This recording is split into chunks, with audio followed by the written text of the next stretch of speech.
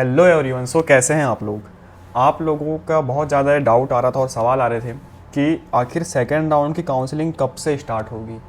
तो यार पहले फर्स्ट राउंड अच्छे से ख़त्म तो होने दो, उसके बाद ही स्टार्ट होगा। तो इसका जो टेंटेटिव शेड्यूल है, ठीक है, टाइम शेड्यूल कि कब से सेकंड राउंड की काउंसलिंग स्टार्ट हो रही है, क्या प्रोसेस होगी, कब कितनी सीट वैकेंट बची सेकंड राउंड में, वो कब आएगा, फिर अलॉटमेंट कब आएगा, ये सारा MPDME ने कल की डेट में रिलीज़ कर दिया है, जिसमें उन्होंने टेंटेटिव टाइम शेड्यूल के बारे में बताया है कि हम इस डेट में ये प्रोसेस कराएंगे। तो वो जानना आपके लिए बहुत ज़रूरी है। अब पहली बात मैं ये आपको बताऊँ कि सेकंड राउंड में कौन कौन से बच्चे पार्टिसिपेट करेंगे। ठीक है, फर्स्ट राउंड आपने कराया, आप में से बहुत बच्चों को कॉलेज मिल गया, तो ऐसे बच्चे जिन्हें कॉलेज मिल गया फर्स्ट राउंड में और अब वो अपने सीट से सेटिस्फाई नहीं है और अपग्रेड कराना चाहते हैं, तो ऐसी कंडीशन में वो बच्चे अपग्रेडेशन करा के अब सेकंड राउंड में इंटर कर सकते हैं। ठीक है, तो पहली कंडीशन, अपग्रेडेशन वाले बच्चे सेकंड राउंड में आएंगे और दूसरे वो बच्चे आएंगे सेकंड राउंड में जिन्हें फर्स्ट राउंड में कोई भी कॉलेज अलॉट नहीं हुआ। तो ऐसे बच्चे जिन्हें कोई कॉलेज नहीं मिला उन्हें कुछ कराने की ज़रूरत नहीं है, वो ऑटोमेटिकली अब सेकंड राउंड में इंटर कर चुके हैं।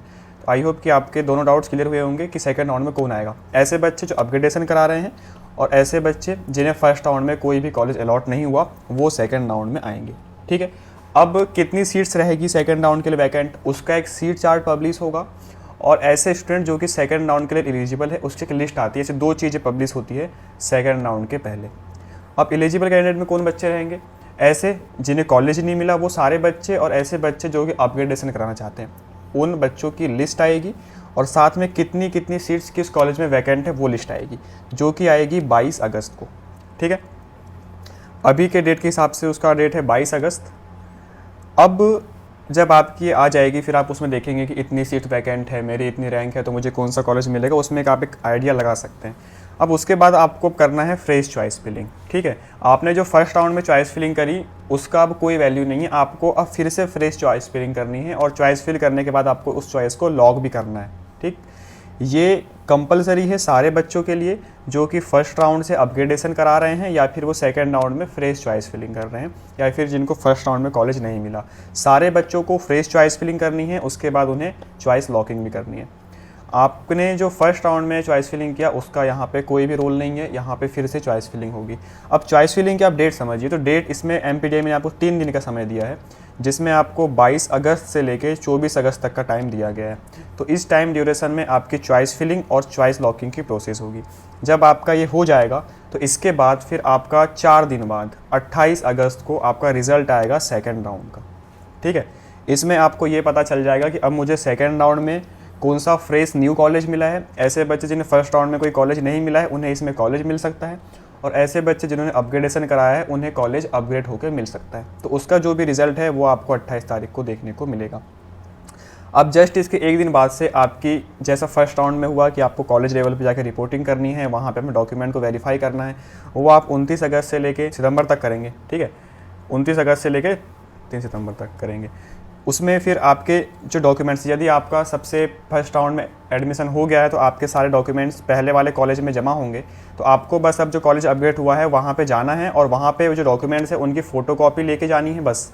और जो भी ओरिजिनल डॉक्यूमेंट्स थे वो कॉलेज वाले खुद ही न्यू कॉलेज में पहुँचा देंगे। और यदि इनकेस आपका अपग्रेडेशन नहीं होता है तो आपको फिर से सेम कॉलेज में जाना है यदि आपका अपग्रेड हुआ है। अब आपको मैंने पहले बताया था कि आपका या तो कॉलेज अपग्रेड हो सकता है या फिर कैटेगरी अपग्रेड हो सकती है।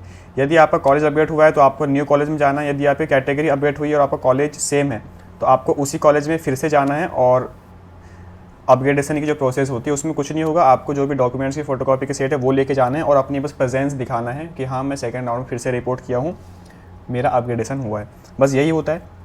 अब ऐसे बच्चे जिन्हें सेकेंड राउंड में भी कोई कॉलेज नहीं मिला तो अब वो सेकंड से मॉप अप राउंड में जा सकते हैं और ऐसे बच्चे जो कि सेकंड राउंड में भी कॉलेज से सेटिस्फाई नहीं है वो भी यहाँ जा सकते हैं।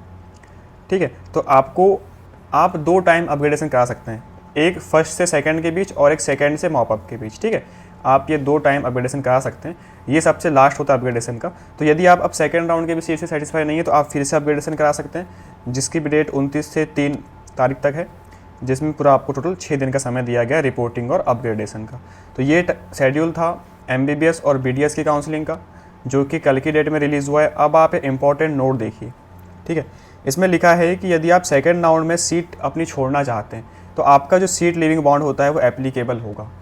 यही नोटिस जब फर्स्ट राउंड का था तो उसमें लिखा था कि seat living bond will not be applicable, क्योंकि फर्स्ट राउंड जो होता है वो फ्री एग्जिट उससे कर सकते हैं, लेकिन सेकंड राउंड पे आप सीट नहीं छोड़ सकते। इसका मतलब ये कि यदि आपको कोई कॉलेज मिल गया सेकंड राउंड में तो इसके बाद अब आप उस कॉलेज को नहीं छोड़ सकते हैं, आपको कॉलेज लेना ही पड़ेगा।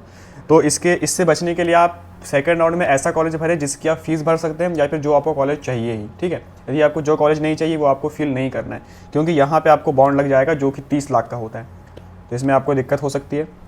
और यदि आप सीट छोड़ना चाहते हैं तो वो आपको कॉलेज लेवल पे ही करना होगा, उसमें एमपीडीएम में कोई रोल नहीं है। जो भी आपको कॉलेज मिला वहाँ से आप अपने त्याग पत्र दे सकते हैं। फर्स्ट राउंड में फ्री है, सेकंड राउंड में सीट लिविंग बॉन्ड एप्लीकेबल होगा।